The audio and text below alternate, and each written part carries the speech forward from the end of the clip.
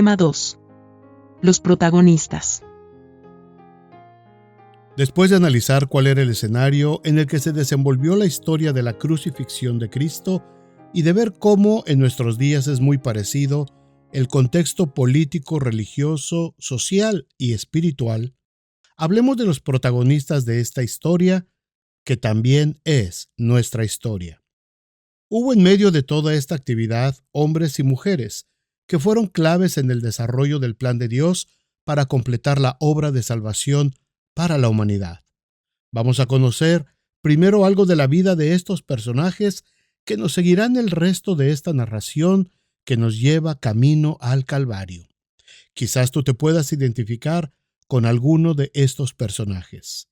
En primer lugar, tenemos a los padres terrenales de Jesús, José y María. Eran un matrimonio sencillo. El Evangelio de Mateo, capítulo 1, versículos 18 al 25, narra el nacimiento sobrenatural de Jesús.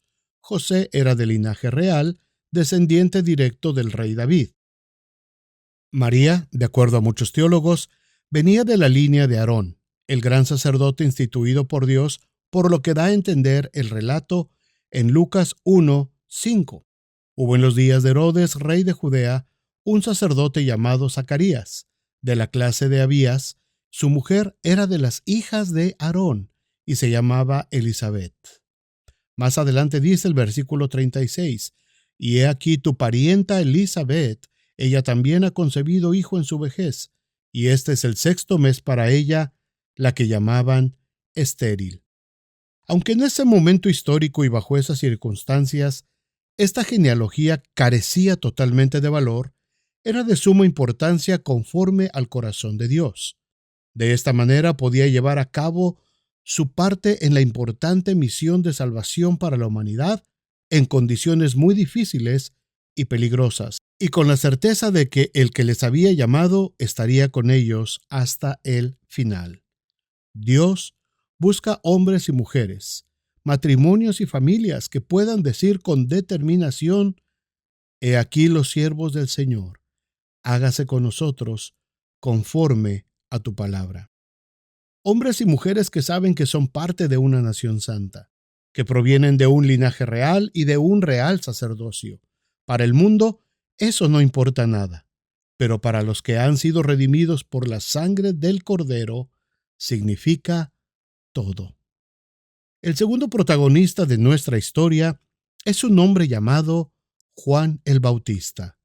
Era hijo de la parienta de la que acabamos de hablar, el mensajero que abrió el camino por el que Jesús habría de transitar. Un hombre a quien no le importó que lo criticaran, que lo persiguieran e incluso que lo encarcelaran y mataran. Nada le detuvo de seguir dando su mensaje, de seguir anunciando que el tiempo de salvación había llegado. No se avergonzó del Evangelio porque sabía que era poder de salvación para todo aquel que creyera, como lo diría Pablo algunos años después. Lucas capítulo 7, versículo 18 en adelante dice: los discípulos de Juan le dieron las nuevas de todas estas cosas, y llamó Juan a 2 de sus discípulos y les envió a Jesús para preguntarle: ¿eres tú el que había de venir o esperaremos a otro? Cuando pues los hombres vinieron a él, dijeron: Juan el Bautista nos ha enviado a ti para preguntarte: ¿eres tú el que había de venir o esperaremos a otro? En esa misma hora sanó a muchos de enfermedades y plagas, y de espíritus malos, y a muchos ciegos les dio la vista. Y respondiendo Jesús les dijo: id, haced saber a Juan lo que habéis visto y oído. Los ciegos ven, los cojos andan, los leprosos son limpiados, los sordos oyen, los muertos son resucitados, y a los pobres es anunciado el Evangelio. Cuando los mensajeros de Juan se fueron, Jesús siguió hablando con la gente acerca de Juan. Lucas 7, 27 y 28. Este es de quien está escrito: he aquí envío mi mensajero delante de tu faz, el cual preparará tu camino delante de ti. Os digo que entre los nacidos de mujeres no hay mayor profeta que Juan el Bautista, pero el más pequeño en el reino de Dios es mayor que él. El papel de Juan el Bautista fue fundamental para que la misión de salvación se pudiera llevar a cabo. La tierra espiritual estaba seca y árida, después de 400 años en los que el Espíritu Santo no se manifestara a todo el pueblo. La religiosidad, mezclada con la política, había apagado la fe de mucha gente. Se necesitaba alguien que regara la tierra espiritual, alguien que le recordara a la gente que Dios seguía siendo Dios y estaba buscando a los arrepentidos para que Jesús pudiera darles la salvación y la libertad que necesitaban. ¿Acaso tú eres uno de esos mensajeros que Dios va a usar para ablandar el corazón de mucha gente? Juan solamente aró la tierra seca para que la gente creyera y se arrepintiera de sus pecados. Pero Jesús cargó sobre sí mismo el pecado de todos nosotros. Nuestro tercer protagonista es un grupo de hombres, 12 para ser exactos, extraídos de entre el pueblo, sin más preparación que la que recibía todo niño judío en la sinagoga.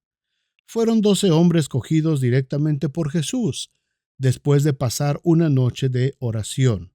Lucas 6, 12 al 16 dice: En aquellos días él fue al monte a orar y pasó la noche orando a Dios. Y cuando era de día, llamó a sus discípulos y escogió a 12 de ellos, a los cuales también llamó apóstoles: a Simón, a quien también llamó Pedro, a Andrés su hermano, Jacobo y Juan, Felipe y Bartolomé, Mateo, Tomás, Jacobo hijo de Alfeo, Simón llamado Celote, Judas hermano de Jacobo, y Judas Iscariote, que llegó a ser el traidor. Estos 12 hombres serían preparados intensamente por Jesús para que una vez que se completara el camino al Calvario, ellos fueran los responsables de dar a conocer al mundo lo que había sucedido y de que el mundo fuera alcanzado por el poder de esa cruz. Eran 12 hombres con rasgos de carácter muy diferentes.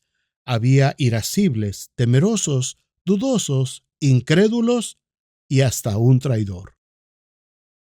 Era un grupo de lo más selecto de la sociedad entonces. Pero estos hombres estaban en las manos del alfarero, que los quebrantó, los moldeó y al final les dio la forma que necesitaban para poder llevar a cabo su misión en la historia.